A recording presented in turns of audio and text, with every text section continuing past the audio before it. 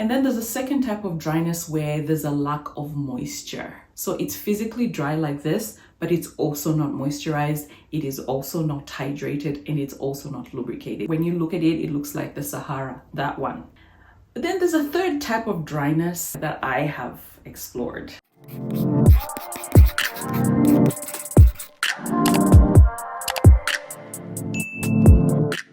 Hey girl, hey. I feel the most beautiful when I'm wearing my own natural hair. Look at, I'm just gonna flaunt it because I have missed it and it has been hiding in some kind of protective style, under a wig, in these chunky, really old twists forever, because I was bringing life into the world. I'm postpartum. Anyway, in this video, I thought I'll quickly come out here and discuss the issue of detangling dry, natural hair. We've heard it before. Do not detangle dry, natural hair. Do not touch dry, natural hair. And I thought, look, that's another statement that's thrown around quite a bit, and we have not really gotten into the detail of what exactly is meant by that.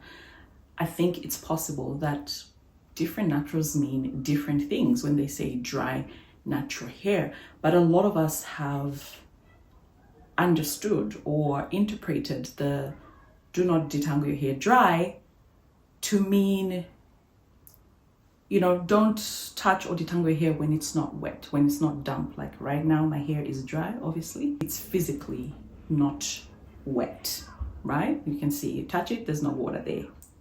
That. So this is what we have interpreted to be the case when people say, do not detangle dry, natural hair. The main reason for this is that it's not flexible. It is rigid. You're going to endure a lot of breakage and damage, as opposed to detangling it when it's wet. So when it's wet, it's said to be more flexible or more easy to work with. You endure less breakage as well. So a lot of times people will advise you to detangle your hair with a lot of conditioner, a lot of oils, a lot of slip, a lot of mucilage, you know, aloe, flaxseed, that kind of thing. And we know it works, right? It makes things easier for sure. It is definitely a legit way to detangle natural hair, and probably one of the easiest for some of us for a long time, you know, that didn't know anything else.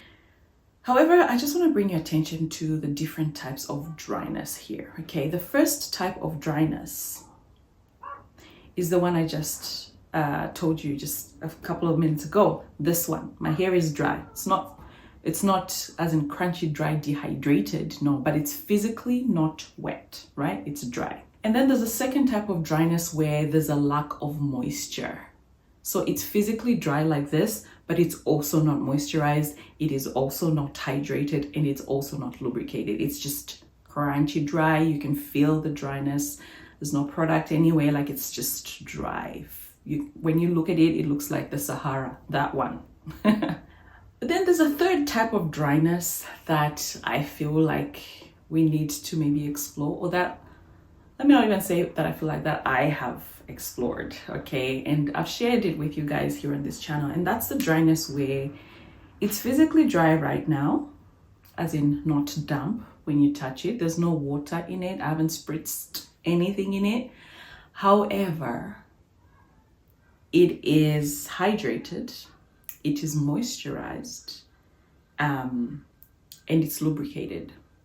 If I were to stretch this hair somehow, maybe in a braid, whatever, African threading, cornrows, twists, bantu knots, whatever the case, if I were to stretch this hydrated, moisturized, lubricated hair, and then I stretch it, those three things present will actually allow you to detangle dry, natural hair, as in hair that is not physically wet or damp. You won't need to use conditioners, mucilage, lots of oil, what have you, because the hair has those four things that I spoke about. Hydration looks after the hair on the inside. Moisture takes care of the hair on the outside. Lubrication provides slip against the strands of the hair, so you'll be able to detangle better. Stretched hair means that you're not dealing with the shrinkage. So there's less shrinkage, less friction, less tangles, therefore easier to detangle. Hope I'm not confusing you. The advantages of detangling this type of hair, the hair that meets those four, elements that I said, that I just shared with you guys, is that the hair is strongest when it's dry. So just because you cannot hear the hair pop, just because you cannot physically maybe see the hair breaking, does not mean that it's not breaking. Hair is weakest when it's wet.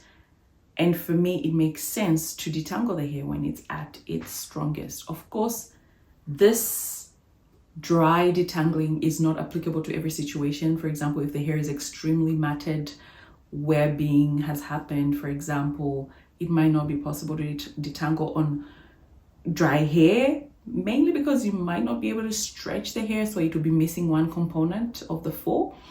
Another one is maybe locks. I've seen people combing out locks and they use a lot of conditioner water, fine tooth comb, etc. However, I've seen people also talk about dry detangling, where they just use like maybe coconut oil and some tools. So it is possible, but it's not always practical, right? However, if you haven't tried this and maybe you're struggling with breakage or just detangling your hair in general, it's something worth trying. So back to the advantages of dry detangling. The strength is there because the hair is not wet, so hair is stronger when it's dry. Elasticity. You have elasticity because the hair is hydrated. However, it's not extreme elasticity as seen in wet or damp hair.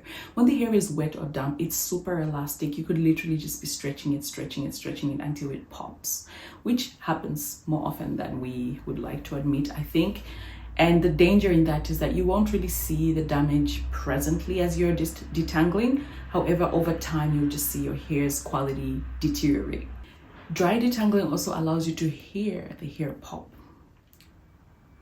right? My hair is very hydrated at the moment and moisturized. It's got glycerin in it. So I might not be able to hear it pop loudly, as in when it's dry, as in crunchy dry, not moisturized, not hydrated. Sorry for the noise. But I would definitely be able to hear it a little bit louder than when it's wet. When the hair is wet, you literally will not hear it pop when it's breaking. So that's another advantage of dry detangling. You get to hear when the breakage happens. Hello. And this is regardless of whether you're using combs or your hands. It can work for both combs and hands. But yeah, hearing the hair is another advantage of dry detangling. I've already spoken about shrinkage. Once you stretch the hair, there's less texture to deal with. Therefore, because shrinkage creates tangles, so when the hair is stretched, you've got less tangles to deal with.